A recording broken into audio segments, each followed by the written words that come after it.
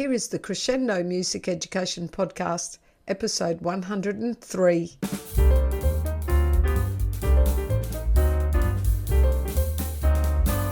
This podcast is being recorded on the lands of the Turrbal people. I acknowledge them as the traditional owners of the land and pay my respects to elders past, present and emerging. They were the first music makers on this land.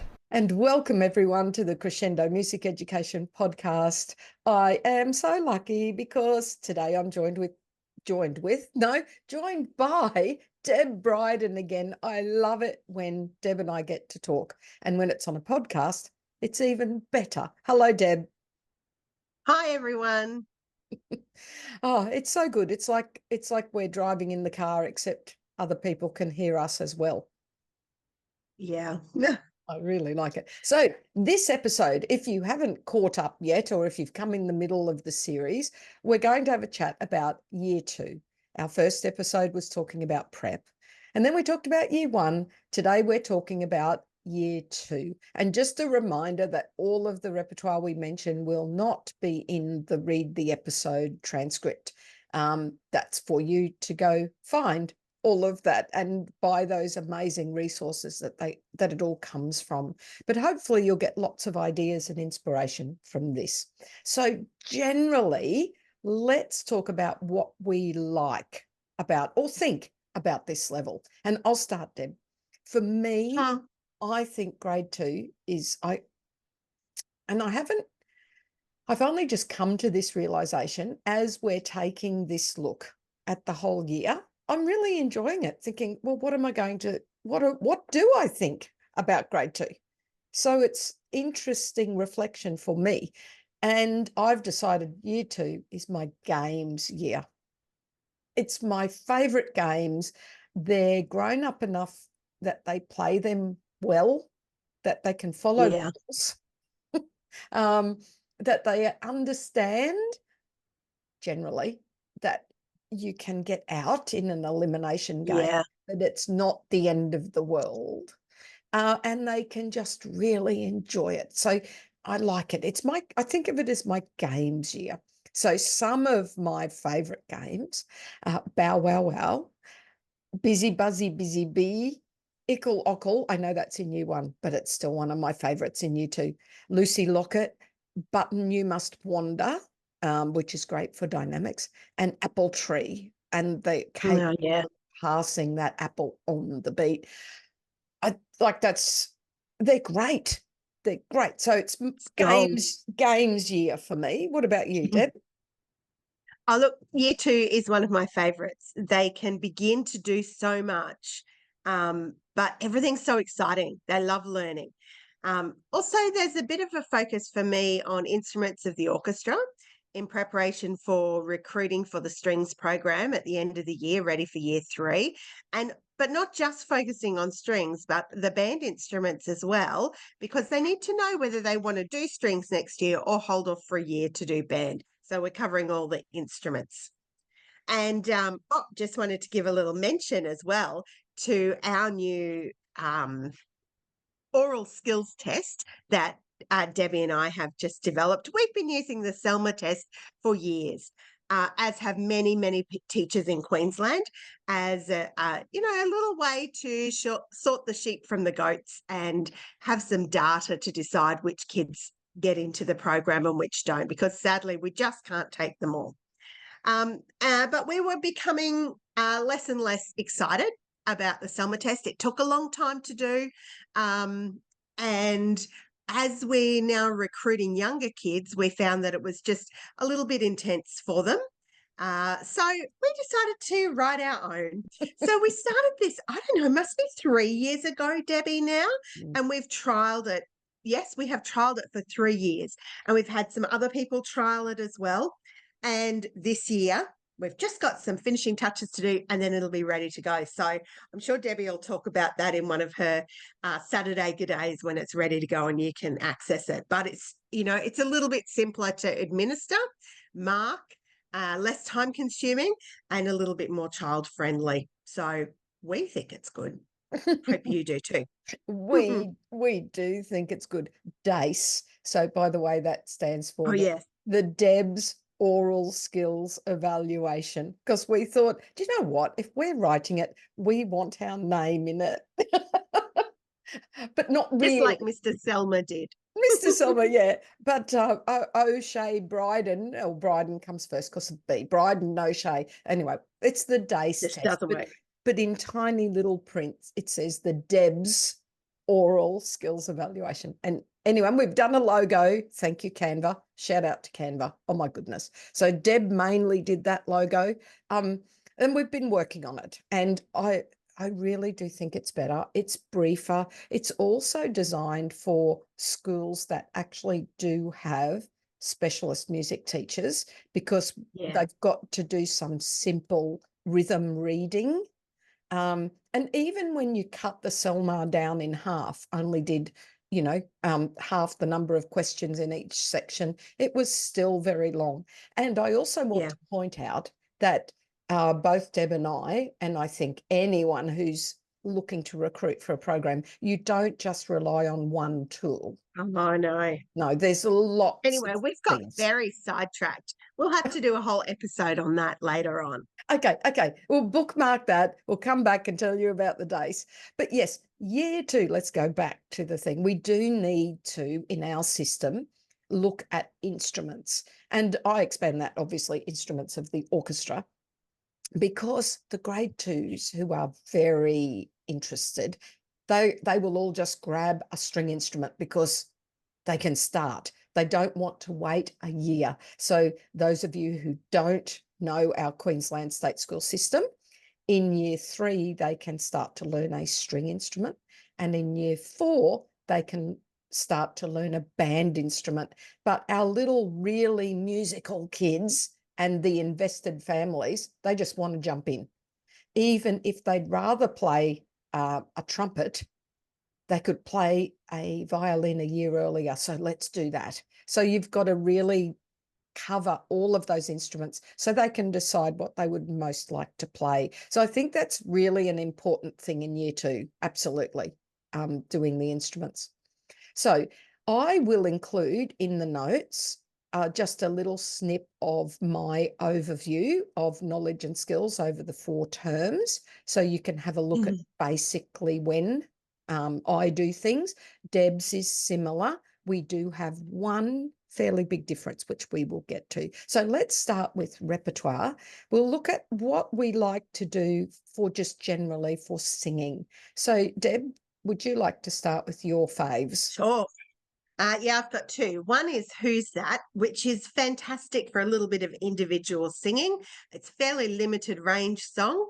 And, it's the old voice identification. Who was it that was singing? But it's good fun. They will request that over and over again. So, yes, I really like that one. And then I also like in year 2, I love to teach them Waltzing Matilda. I think that, in Australia, it's one of Australia's biggest songs, really. But if we don't teach it to them, no one's going to. And so I think that's kind of cool. It does have some kind of heavy themes, but we talk around that. They get over it. They move on. And they really enjoy singing this ballad. It's good fun.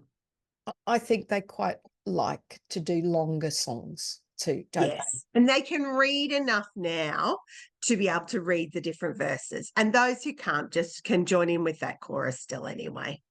I agree. I think that's great. And yes, I wrote down longer songs because they just it's like reading chapter books, isn't it? It's exciting when you can advance to those longer songs. I like Living in Australia by Ian Ross Williams, which I'm sure everyone's heard me talk about that one before. That's great. And The Little Fish. Again, it's like Sing Matilda. It's longer. It's an Australian classic. And I do think that it's almost our responsibility as music teachers to try to cover some of this repertoire that's not likely to be sung at home, that they really, I guess, should, in inverted commas, know. But I love The Little Fish, the Australian folk song. But we must also keep doing those songs like you mentioned. Who's That? We've got to keep that individual singing happening. not just the whole group singing, which they really are starting to get into. Yeah. Yes. Now, the other thing we do in year 2 is we do rest, revision, or sometimes teach, depending if you've done it at the end of year 1. I like 1, 2, 3, 1, 2, 3, Johnny caught a flea. Lots of fun. And it's a nice, you can do things on the rest. Like, we're going to flick the flea on the rest. 1, 2, 3. Johnny caught a flea, flick, and you can flick, and the rest is nice and easy to hear, or should I say easy to not hear. Yes. Deb, what's yours? I think mine's Mr. Sun. Super easy song of 2 notes, 4 short phrases, and yeah, look, it's a bit, I don't know, it's a bit of a nothing song, but I just do it, for a short time with some little actions on the beat, just my little son, and they're quite happy with it, and it's very clear where that rest is. Yes, love it. La is the big melodic concept, I guess, we do in year 2. Bounce high. I do love doing bounce high. And by the time this episode is airing, we will have had the elementary music mini summit with Bryson Tarbert, which would have aired earlier this year. And I was lucky enough to be one of the presenters in there. The name of my session was Unleashing the Potential, One Song, Many Ways. And the song I chose was Bounce High. So it sounds very boring that I did like a half-hour session on Bounce High, but it's such a useful little song. That's why I chose it. And it's got that so la so me. I don't use it as a make conscious, because the la is, or make conscious or present, whichever way you use it. I use snail because it sets up the so me before it goes into the la. So it sets the so me. But I do like Bounce High as one of my la core repertoire items. Yeah, and look, so snail would be my key one for presenting the new concept as well, because as you said, it's just perfect. My other big la song is Lucy Locket, and that kind of flows into our next section, talking about canon, which we both teach in year 2. And Lucy Locket is actually one of the first canons that I do, because it's a song that they'll know really well, and it's simple to put in canon. And yeah, so I guess that one, it works hard, Lucy Locket, in year 2 for me. And while we're talking about canon, I also do Row Row Your Boat, which, is a classic canon. And I know we both use Georgia Newlin's sequence of teaching canon, which has been a life changer for me. And if you haven't seen that, you should go and see the Kodaly Queensland webinar on repeat on the Kodaly Queensland website, and watch Georgia Newlin teach about how she teaches canon and the steps that she goes through. And it is, look, foolproof. The kids just do it straight away. It's just so fabulous. Worth watching the webinar just for that. I'll put that link in, and it's also cheap as chips. So I think, and once you've found those Kodaly Queensland webinars on repeat, I think you will, well, you could very easily get lost in there. There's some amazing PD in there. So I'll put in the link. I'm just writing myself a note, specifically, but also the general link to the webinars, so people can pop in there and have a look. Oh, and in case you don't know, Deb and I are both on the Kodaly Queensland committee. Deb was president for a very long time. We now have Alison. In fact, you can hear from all our committee members on some previous episodes of this podcast. But Deb, for however many years, was president, and we're is now vice president, and I'm a general committee member. So there's lots of good stuff happening in Kodaly, Queensland and Australia. And as for what I do with Canon, yes, I'm going with Deb, Lucy Lockett and Roro.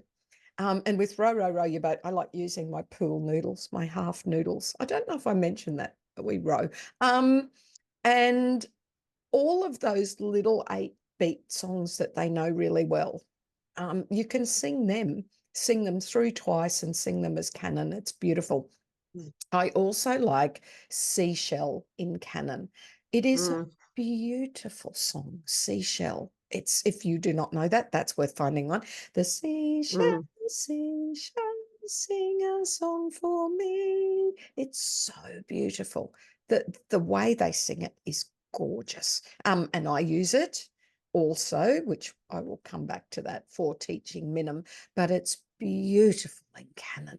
If you start the Canon at one beat apart and they're singing that fifth, anyway, it's gorgeous. So I guess they're my favourites for Canon. It leads us to the ticka ticka minim discussion. Now, certainly when I first did my Kodaly study and my levels, when I first went through them, I don't even want to think about it, over 40 years ago, certainly ticka ticka was before minim. And then I think it was during a subsequent visiting of the levels, perhaps as a helper or even as a presenter, it was put to me, I think through Judy Johnson, that perhaps minim could go before ticka ticka. I thought about this, and it's a similar time. I used to do minim, say grade 2, ticka ticka grade 3. I think it actually really doesn't matter. That's as long as you have it in there for a reason and you teach it well. I don't think it matters. But I do minim first because I think the repertoire is just a little more suitable for slightly younger, and ticka ticka is very quick to pick up. So anyway, I just do minim first. I do minim in grade 2, ticka ticka in grade 3. But honestly, if someone told me I had to do it the other way around, I'd go, okay. I don't think it really matters. So wherever you do minim, one sound that goes for 2 beats. I like Seashell and I See the Moon. They're just very clear. The kids pick it up straight away. And the sequence of the steps you use with finding a sound that's longer than a beat, and then we tie the 2 tars together, and then it becomes a minim or a 2. I call it a 2, not a ta-ah. I found that ta-ah often gets a lump, like I just did, ta-ah. I don't do like the diving into the pool, going ta-ah, like you, do you know what I mean? Like the diver in Mousetrap, ta-ah. I slide my hands as if I'm clapping, but slide one side to the other side. There, you can see it if you're watching. And that goes for 2 beats. One sound, nice and smooth, and I call it 2, but I also call it minim. And I sidetrack and I talk about palindromes, because I really like palindromes. And we spell it forwards and backwards and it spells the same. And I tell them my car's name is a palindrome, because my car is Hannah, Hannah. Yeah, but it's also an alliteration because it's Hannah Hyundai, because I like alliteration too. Anyway, that might be just a sidetrack. It's a slight sidetrack. Yeah. Well, I actually do the opposite. So I do ticka ticka first. And like you, I could go either way, but this is the way I do it. And the reason that I've left minim where it is in grade 3 for me is that I start teaching recorder in grade 3 and find that's a really good time to teach a minim, that longer note that we can sustain with an instrument. But really, it doesn't matter. And I actually teach ticka ticka right towards the end of year 2 anyway. So, end of year 2, beginning of year 3, whatever, it's all the same. My big ticka ticka song is Love Somebody. Love somebody, yes, I do. And I like that because it's only got the one ticka ticka in it later on. Have I got that right now? Love somebody. Yes. Yes, that's right. Yes. Oh, goodness. When you haven't done a song Yep. for it, anyway. Look, it's a bit of a song that you think the kids aren't going to enjoy because it's talking about loving somebody.